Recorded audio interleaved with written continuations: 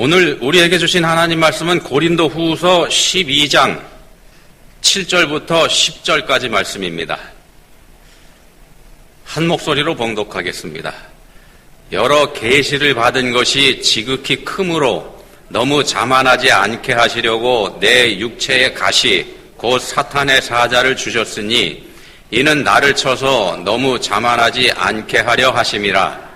이것이 내게서 떠나가게 하기 위하여 내가 3번 주께 간구하였더니 나에게 이르시기를 내 은혜가 네게 족하도다. 이는 내 능력이 약한 데서 온전하여 짐이라 하신지라. 그러므로 도리어 크게 기뻐함으로 나의 여러 약한 것들에 대하여 자랑하리니 이는 그리스도의 능력이 내게 머물게 하려 함이라. 그러므로 내가 그리스도를 위하여 약한 것들과 능욕과 궁핍과 박해와 곤고를 기뻐하노니 이는 내가 약한 그때의 강함이라. 아멘. 우리 한민족은 평화를 사랑하는 민족이다. 우리가 그렇게 얘기를 하죠. 우리는 외적의 침략을 받았을 뿐 우리가 다른 나라를 쳐들어간 적이 없기 때문에 그런 말을 합니다. 수많은 침략을 받으면서도 그 침략을 내서 버텨온 그런 역사를 우리가 가지고 있습니다. 우리 역사를 이렇게 돌이켜보면 일본 해적, 왜구들은 항상 우리 땅을 들락거렸고 임진왜란, 정유재란 두 번이나 큰 전쟁을 또 우리 땅에서 일으키기도 했었던 그런 일이 있습니다. 그리고 마침내 그 일본이 100년 전에는 우리나라 아예 먹어버리기도 했었던 그런 치욕도 우리가 경험을 했더랬죠. 임진왜란과 정유재란 두 차례의 외놈들의 침략에도 불구하고 정신을 차리지 못한 상태에서 당파 싸움만 하다가, 그리고 또 유교적인 가치에 집착해서 시대의 흐름을 읽지 못하고 그렇게 살다가 불과 40년쯤 뒤에는 병자호란이라고 하는 치욕적인 전쟁까지 우리가 겪은 그런 경험도 있습니다. 시대 흐름 무시하고 명분만 챙기다가 새롭게 부상하고 있는 새로운 강대국, 강한 나라 청나라를 오랑캐라고 치부해버리다가 우리가 삼전도의 굴력이라고 하는 치욕적인 역사적인 경험도 한 적이 있습니다. 쳐들어온 청태종, 청나라 태종이 쳐들어왔을 때 우리가 속수무책 아무것도 못하죠. 왕이 한양에서 남한산성으로 피해 들어갑니다. 그렇지만 불과 50일을 버티지 못하고 자기 발로 걸어 나와서 항복하는 그런 치욕을 경험하게 됩니다. 지금 송파구 삼전동에 있는 삼전도라고 하는 곳에서 인조 임금이 청태종 누르하치에게 3개 구고두례라고 하는 예식을 행하면서 항복 선언을 하죠. 이게 뭐냐 하면은요, 3개 구고두례라고 하는 게 뭐냐면 우리 인조 임금이 청나라 태종 누르하치한테 3번 절하는 건데 3번을 절할 때마다 매번 3번씩 머리를 조아리는 그런 겁니다. 3개 구고두례라고 그럽니다. 우리 임금이 쳐들어온 남의 나라 왕에게 무릎을 꿇고 절을 한 그런 치욕적인 역사가 우리한테 있습니다. 두 차례 외란 때 수많은 의병들이 일어났더랬죠. 침략한 일본군에 대항해서 백성들이 스스로 일어난, 그래서 대항했던 그런 기억이 있습니다만 병자호란 때는 그럴 시간도 없었죠. 그리고 그랬던 역사는, 그렇게 저항했던 역사는 100년 전 일제강점기 때 우리나라 사람들이 국민적인 항거를 일으켰었던 그런 역사로 이어집니다. 삼전도의 굴욕과 두 차례의 외란, 그리고 치욕적인 일제 36년, 이 역사 속에서 그럼 우리 한민족이 얻은 건 뭔가? 우리가 무엇을 얻었을까요? 저항과 끈기, 근성, 이런 걸 얻었다고 우리가 말할 수 있을 것 같습니다. 어떤 침략에도 굴하지 않는 강인한 민족 정신, 우리가 이걸 얻었다, 이렇게 말할 수 있을 것 같습니다. 그게 우리가 자랑할 수 있는 건지 모르겠습니다만 어찌됐든지 간에 우리 민족의 고난을 통해서 얻은 거 바로 강인한 민족 정신이다, 이렇게 얘기해도 틀리지 않을 것 같습니다. 이런 민족 정신이, 이런 모진 고난이 6.25의 폐허 속에서 오늘의 대한민국을 일으킨 동력이 됐다고도 얘기할 수 있을 것 같습니다. 지금 대한민국을 강대국이다 이렇게 얘기합니다. 우리는 인정하지 않습니다. 우리가 어떻게 강대국이냐 이렇게 얘기합니다만 전문가들은 대한민국을 가리켜서 이미 강대국이다 이렇게 단언을 합니다. 이게 보면 고난이 우리한테 준 선물이다 이렇게 얘기할 수 있을 것 같습니다. 오늘 보면 고린도서를 쓴 바울사도도 많은 고난을 겪은 사도죠. 본문 말씀이 고린도후서 12장입니다만 바로 앞에 있는 11장에서 바울사도는 자신이 겪었던 고난을 이렇게 소개를 합니다.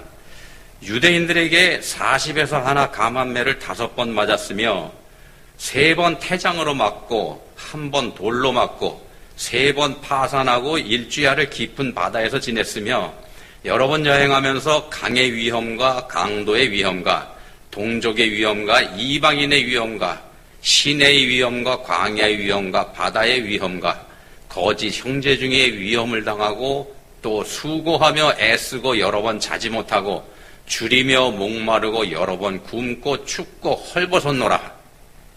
온갖 종류 고난이 다 들어가 있죠. 숫자도 엄청납니다. 예수님의 십자가 보혈을 전하기 위해서 바울사도가 당한 고난입니다.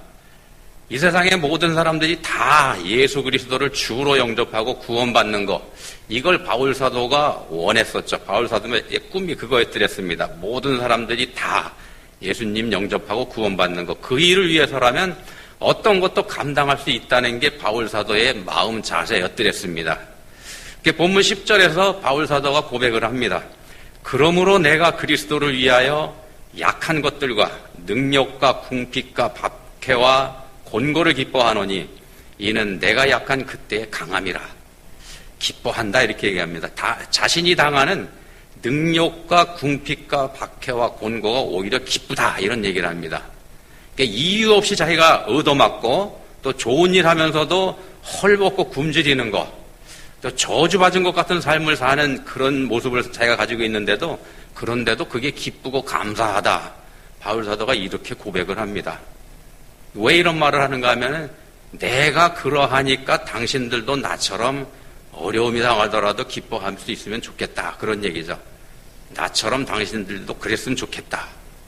오늘 말씀의 제목을 제가 크게 기뻐하다 이렇게 정했습니다. 본문 9절에 나오는 표현인데요.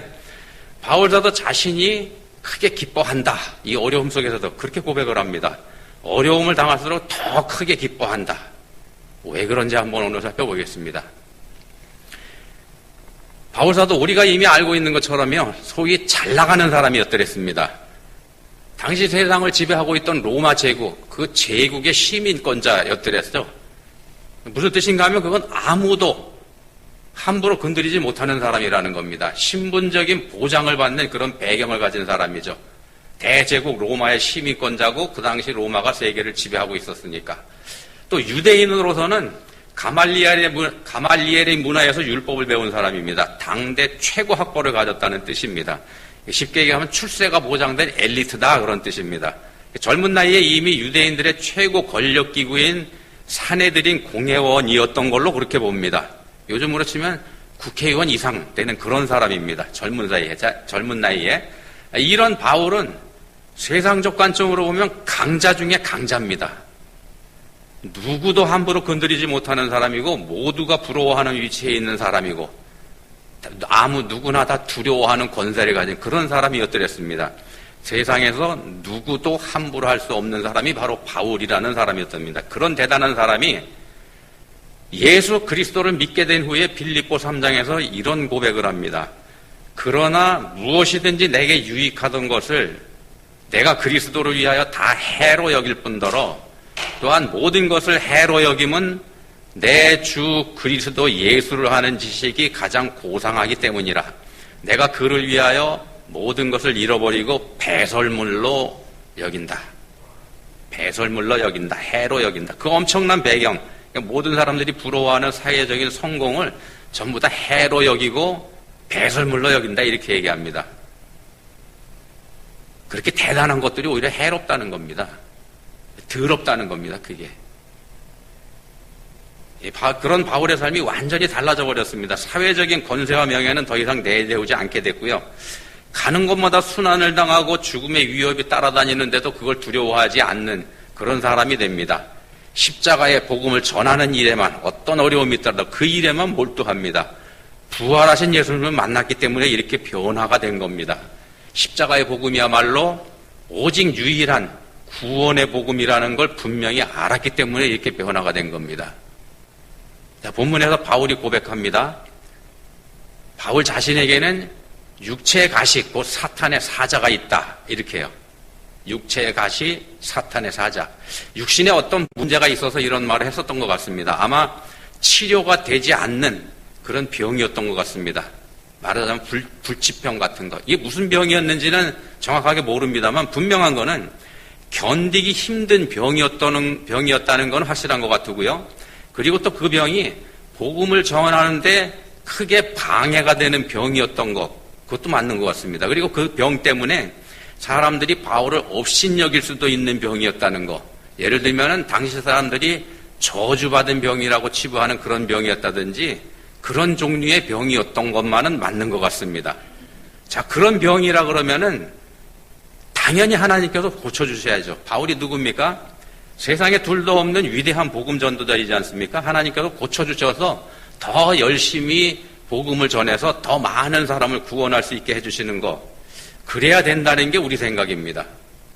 바울도 똑같은 생각을, 우리하고 똑같은 생각을 했기 때문에 하나님 앞에 간절하게 기도했다. 이렇게 고백을 합니다. 그런데 놀랍게도 하나님의 대답은 노였습니다. 노. 위대한 바울 사도의 간절한 기도인데도 하나님께서 거절하십니다. 기도하면은 하나님이 반드시 들으십니다. 우리가 기도하면 하나님 반드시 들으십니다. 모든 기도 다 들으십니다. 그리고 일일이 다 응답하십니다. 근데 이제 기도의 응답이 세 가지로 나누어지죠.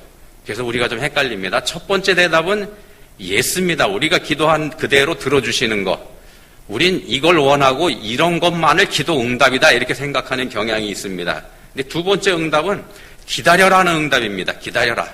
아직은 때가 되지 않았기 때문에 이렇게 응답을 하시는데 이럴 때 보통은 아무 응답이 없기 때문에 우리는 내 기도가 무시당했다. 하나님이 내 기도 듣지 않으신다. 이렇게 생각을 하게 됩니다.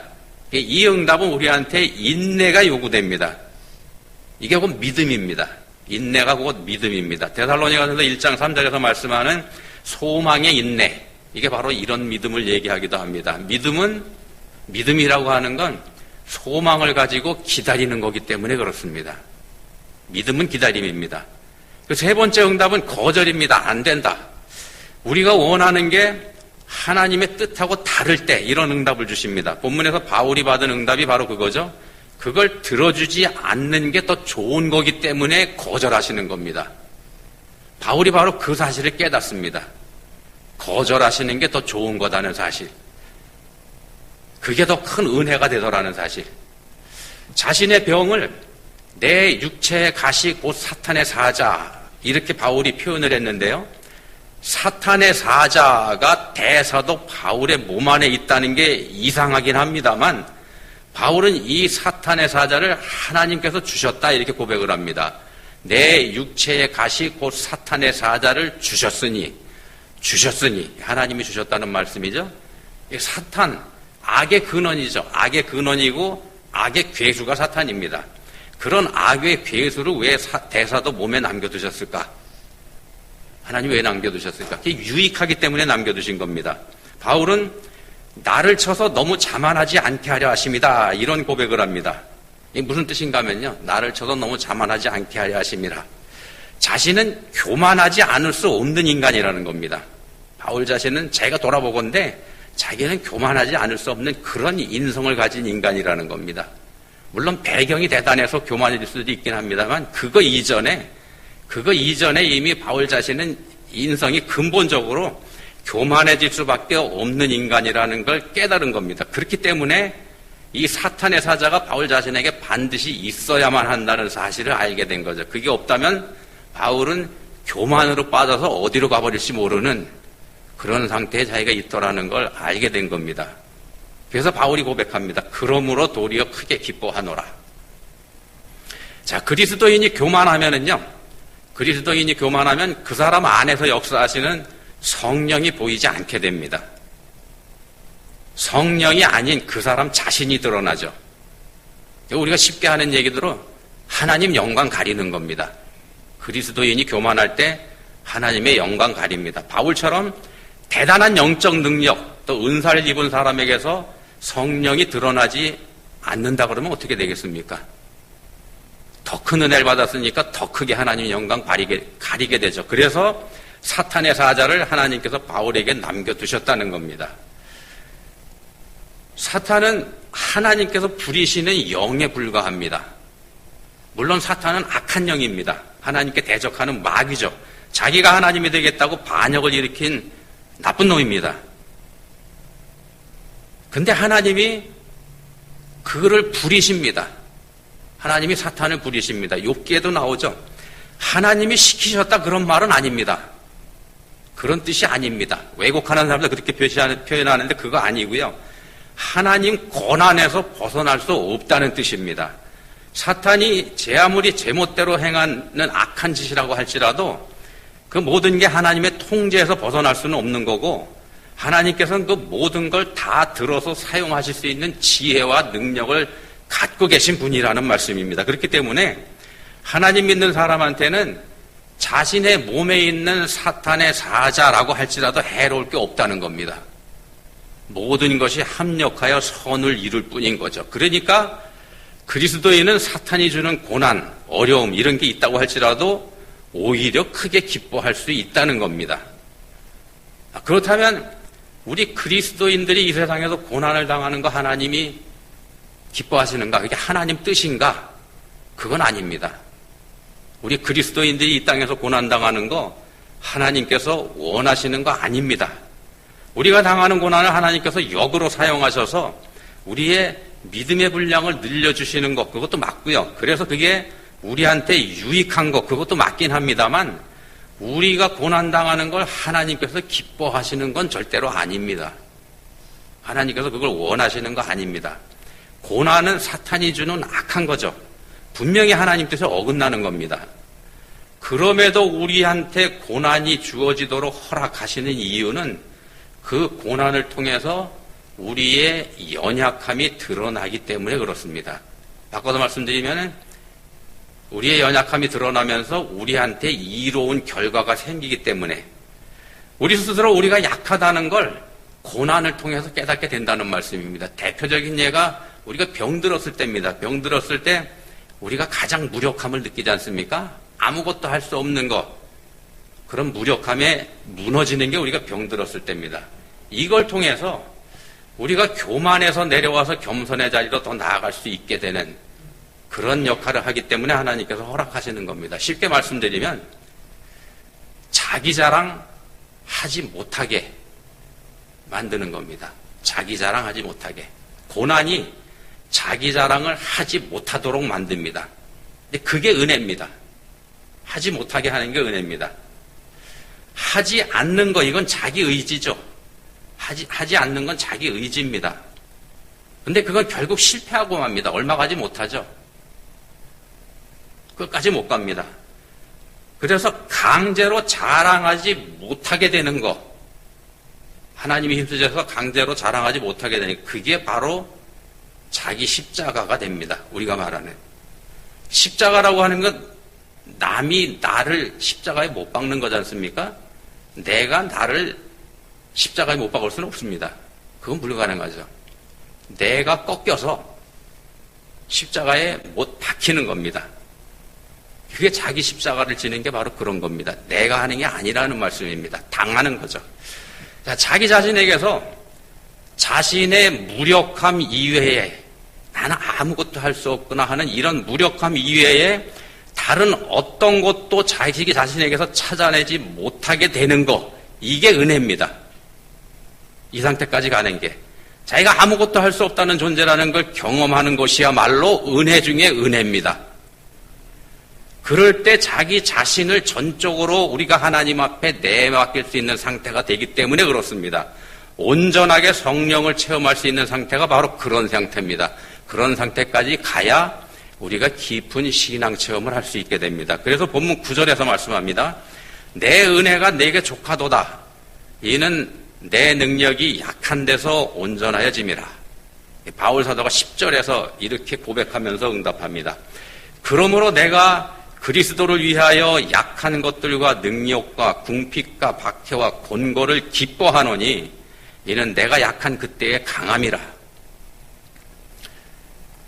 그리스도인이 하는 신앙생활이라고 하는 건요, 우리의 신앙생활은 예수님 닮아가는 거지 않습니까?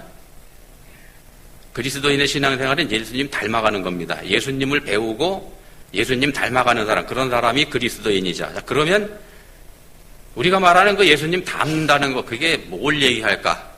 예수님은 성자 하나님이시죠. 창조주이십니다. 그리고 우리는 그분의 피조물에 불과합니다. 근데 어떻게 우리가 그런 예수님을 닮을 수 있을까? 우리가 어떻게 예수님처럼 무리를 걸어갈 수 있을까?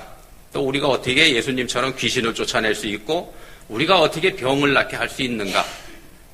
안 되지 않습니까? 우리가 오해하는 부분이 바로 여기에 있습니다. 예수님을 닮아간다고 하는 거는요, 예수님의 능력도 담는다는 거, 이 말이 되기도 합니다만, 예수님의 능력을 닮아간다는 말이기도 합니다만, 그 능력에 대한 오해가 우리한테 있다는 말씀입니다. 능력에 대한 오해가 있습니다. 우리가 예수님께서 본받아야 될 능력은 기적을 행하는 능력이 아닙니다. 우리는 그거 할 수 없습니다. 아주 특별한 경우 아니면 우리가 그거 못합니다. 우리는 할 수 없는 겁니다. 기적은 예수님이나 하실 수 있는 거죠.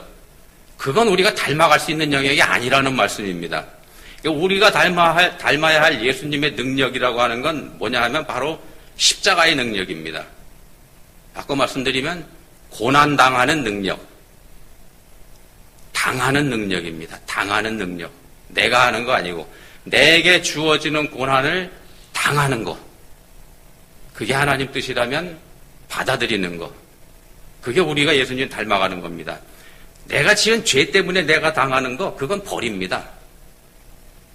그건 하나님 뜻이 아니고요. 그리스도인이 법을 어기고 부정을 행하고 그렇게 해서 벌을 받게 된다면 그건 자기가 저지른 죄에 대한 대가지, 그건 신앙적인 고난이 아니라는 말씀입니다. 죄 짓고 교도소에 들어가 앉아서 자기 십자가 운운할 수 없다는 얘기입니다.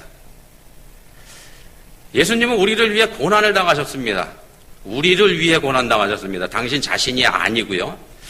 자기를 위한 고난하고 남을 위한 고난, 이게 다른 거라는 말씀을 드리는 겁니다. 자기 위한 고난인가 남을 위한 고난 다릅니다. 남을 위한 고난이 바로 성경적인 고난입니다. 이웃을 위한 고난, 그리스도를 위한 고난. 자, 그리스도인은요, 고난당하는 능력을 예수님에게서 배우는 사람입니다. 아무것도 아닌 보잘것없는 존재가 되는 능력을 배우는 겁니다. 아무것도 아닌 보잘것없는 존재가 되는 능력, 그거 배우는 겁니다. 창조주이시며 성자이신 예수님이 피조물인 인간들한테 죽음을 당하시는 정말 보잘것없는 존재로 낮아지신 것처럼 우리가 그런 거 배우는 겁니다. 바닥까지 낮아지는 능력. 바로 겸손을 배우는 거죠.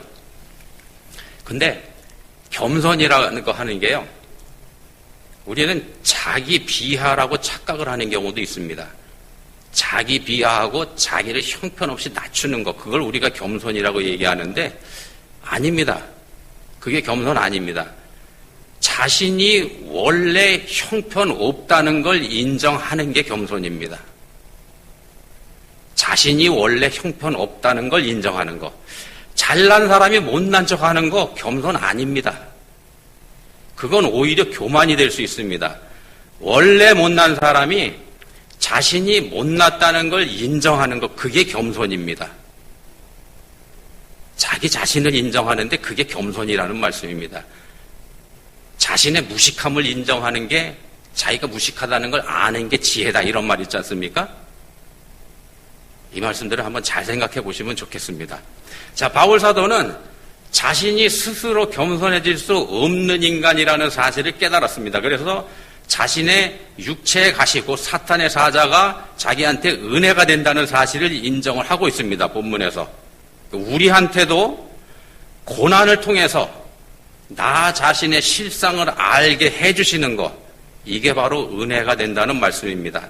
다 들통나버리고 다 들통내버리고 바닥까지 내가 낮아지면 창조주 하나님의 사랑이 그때 나를 확 덮어버립니다. 그럴 때 하나님의 능력이 내 능력이 됩니다. 나는 없어지니까 하나님이 하시게 되죠. 그렇게 되면 우리가 예수님처럼 못할 게 없는 능력 있는 존재가 그때 비로소 된다는 말씀입니다. 그렇게 되면 우리가 기뻐하지 않을 재간이 없죠. 약한 것을 자랑할 수 있게 되는 겁니다. 기도하시겠습니다. 하나님 아버지, 저희는 높아지고 강해지고 힘을 갖는 것, 이걸 복이다 이렇게 생각을 해왔습니다. 근데 우리 예수님께서 이 땅에서 보여주신 본은 힘을 버리고 낮아지며 약해지는 그런 모습이었더랬습니다. 이제는 저희가 믿음 때문에 겪는 고난과 환난에 하나님의 은혜가 있다는 거 믿음으로 받아들일 수 있게 해주시기 원합니다. 낮아지는 은혜, 보잘것없는 존재라는 사실을 인정할 수 있는 은혜, 또 그 은혜를 알게 해주시기 원합니다. 그런 은혜를 깨닫는 은혜도 저희에게 함께 주시기 원합니다. 예수님 이름으로 기도합니다. 아멘.